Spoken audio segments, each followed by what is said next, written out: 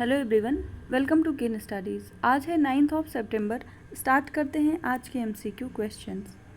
आज का first question है, विच railway station was recently awarded the green railway station certification. आपसे पूछा जा रहा है हाल ही में किस रेलवे स्टेशन को ग्रीन रेलवे स्टेशन प्रमाण पत्र से सम्मानित किया गया है। आपके ऑप्शंस हैं Chengalpattu railway station Tamil Nadu, Hubli railway station Karnataka, Kalyan railway station Maharashtra या फिर विजयवाड़ा रेलवे स्टेशन आंध्र प्रदेश। आपसे ग्रीन रेलवे स्टेशन सर्टिफिकेशन के बारे में पूछा जा रहा है और इस क्वेश्चन में आपका करेक्ट ऑप्शन हो जाएगा ऑप्शन डी। ये प्रमाण पत्र दिया गया है विजयवाड़ा रेलवे स्टेशन आंध्र प्रदेश को। यहाँ आप लोग देख सकते हैं Vijayawada railway station achieved the prestigious Green Railway Station certification, receiving the highest platinum rating from the Indian Green Building Council, जो कि एक डिवीज़न है कन्फेडरेशन ऑफ इंडियन इंडस्ट्री का और इसको इस्टेब्लिश किया गया था 2001 में।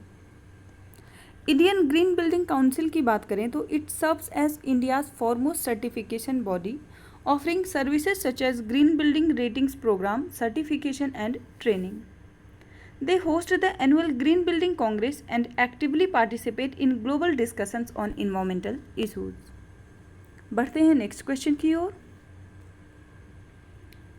Which city has bagged the top spot for the cleanest air in स्वच्छ वायु सर्वेक्षण। आपसे पूछा जा रहा है स्वच्छ वायु सर्वेक्षण 2023 में किस शहर को सबसे स्वच्छ हवा के लिए शीर्ष स्थान दिया गया है। आपके ऑप्शंस हैं अमरावती, इंदौर, मदुरई या जमशेदपुर। और इस क्वेश्चन में आपका करेक्ट ऑप्शन हो जाएगा ऑप्शन बी। शीर्ष स्थान जिस शहर को प्राप्त हुआ है वो है Indore. So Indore, Amravati and Parwanoo have been ranked as the top 3 cities with the cleanest air in India. और ये रैंकिंग बेस्ड है on the average concentration of the PM 2.5 particles in the air in 2020।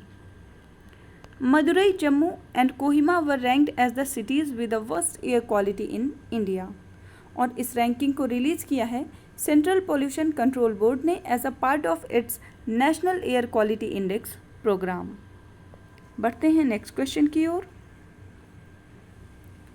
Which city unveils the first underground transformer. आपसे पूछा जा रहा है किस शहर में देश का पहला भूमिगत ट्रांसफार्मर का अनावरण किया गया है। आपके ऑप्शंस हैं बेंगलुरु, लखनऊ, पुणे या हैदराबाद। और इस क्वेश्चन में आपका करेक्ट ऑप्शन हो जाएगा ऑप्शन बी। इसका अनावरण बेंगलुरु में किया गया है। सो बेंगलुरु's first underground electric transformer was inaugurated in Malleshwaram on September 5, 2023। The Bengaluru Electricity Supply Company along with the Bruhat Bengaluru Mahanagar Palika inaugurated a 500 kV underground distribution transformer at 15 Cross Road in Malleshwaram। बढ़ते हैं next question की ओर। How many countries will participate in the street 20 world cup cricket. आपसे पूछा जा रहा है street 20 विश्व कप क्रिकेट में कितने देश भाग लेंगे। आपके ऑप्शंस हैं 8, 12, 15 या 20। और इस क्वेश्चन में आपका करेक्ट ऑप्शन हो जाएगा ऑप्शन सी। इस विश्व कप में कुल 15 देश भागीदार होंगे। So street 20 a world cup cricket exclusively for street children will be held in Chennai for the first time and street children from 15 countries including United Kingdom, Brazil, Hungary etcetera will participate in the tournament which precedes ICC world cup cricket in India. पहली बार street child cricket world cup का आयोजन London में किया गया था 2019 में और उसमें इंडियन चिल्ड्रन टीम जो है वो विजेता रही थी। बढ़ते हैं नेक्स्ट क्वेश्चन की ओर। Which of the following statue was installed at the Bharat Mandapam the venue of G20 summit 2023 in Delhi. आपसे पूछा जा रहा है दिल्ली में हो रही G20 शिखर सम्मेलन 2023 के आयोजन स्थल भारत मंडपम में निम्नलिखित में से कौन सी मूर्ति स्थापित की गई है। आपके ऑप्शंस हैं lord Hanuman statue, statue of figurine, statue of Nataraja या स्टैचू ऑफ बुद्धा। और इस क्वेश्चन में आपका करेक्ट ऑप्शन हो जाएगा ऑप्शन सी। इसमें नटराज की मूर्ति को स्थापित किया गया है। So the world's tallest Nataraj statue has been installed at Bharat Mandapam, the venue of G20 summit in Delhi. The 28-foot tall statue weighing 20 tons was made in a record time of 7 months by sculptor Radha Krishna Shathapathy and his team at Swami Malai in Tanjavur district of Tamil Nadu. And this statue was built in Ashtadhatu using the traditional casting method. बढ़ते हैं next question की ओर. What does गृहा stands for? आपसे पूछा जा रहा है गृहा का मतलब क्या होता है. आपके ऑप्शंस हैं green revolution for integrated habitat assessment, green rating for integrated habitat assessment, general rating for institutional habitat assessment या फिर green resourceful infrastructure for habitat assessment.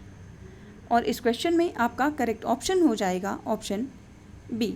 इसका फुल फॉर्म होता है green rating for integrated habitat assessment.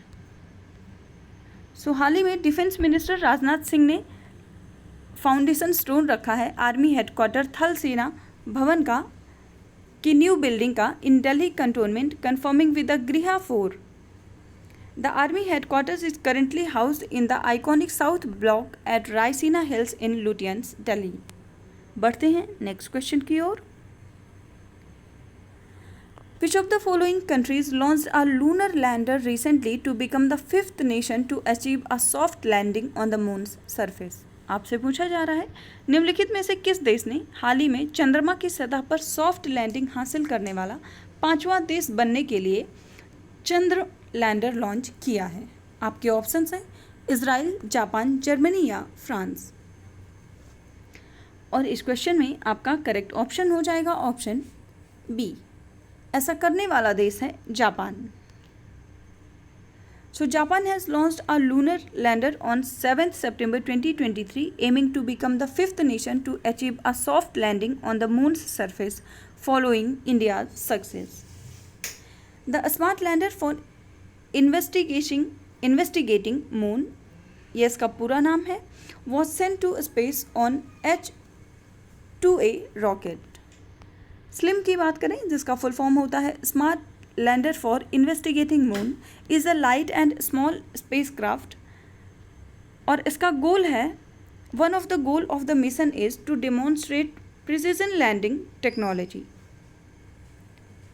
आज के current affair session में इतना ही.